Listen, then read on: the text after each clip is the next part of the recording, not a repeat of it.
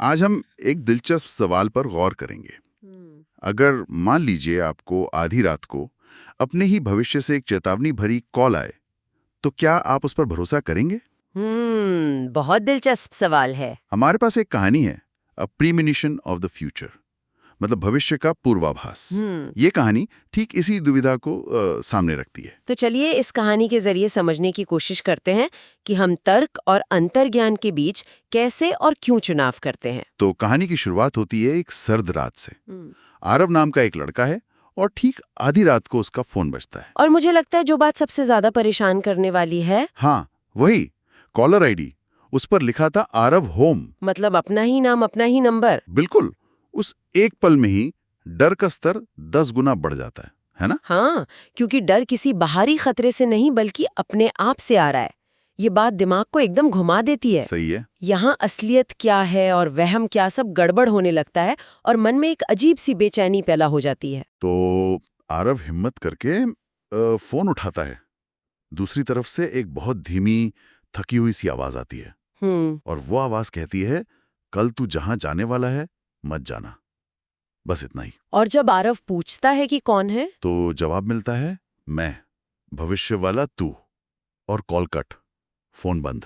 वाह, ये तो यहाँ जो चेतावनी है वो बहुत ही धुंधली है। हाँ, जहाँ जाने वाला है, इसका मतलब तो कुछ भी हो सकता है और यही चीज इसे और ज्यादा डरावना बना देती है। सही बात है।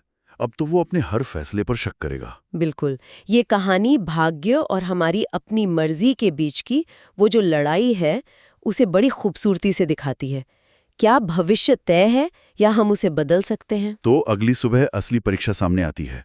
उसका दोस्त विक्रम उसे एक पथरीली पहाड़ी पर ट्रेकिंग के लिए बुलाता है। और यहीं पर बात दिलचस्प हो जाती है। हाँ, अब आरव के सामने एक सीधी सादी चॉइस है, दोस्त के साथ जाए या उस अजीब सी कॉल पर भरोसा करे। और वो मना कर देता है। वो मना कर देता है, कोई बहाना बना देता है। उसने एक असंभव लगने वाली चेतावनी पर भरोसा किया।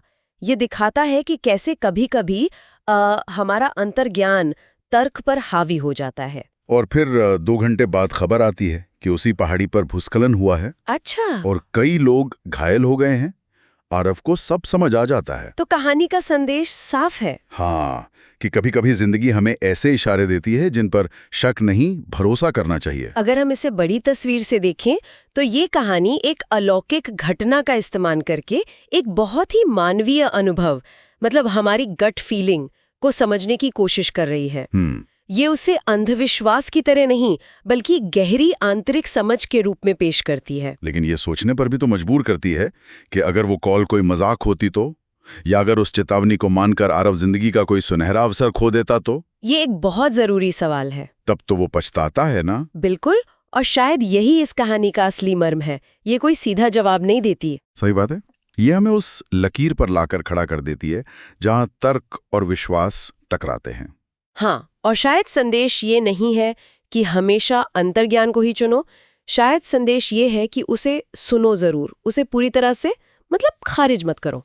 तो असली सवाल यह है कि किस पर भरोसा किया जाए, ठोस सबूतों और तर्क पर या उस अनजाने अस्पष्ट इशारे पर?